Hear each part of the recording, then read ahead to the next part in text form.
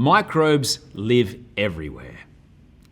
In the air, in your intestines, in your sock, Antarctica, at the bottom of the sea, on trumpets, on elephants' knees, underground, in your breakfast, inside this fish, on top of Mount Everest, up Santa's nose, and just over there.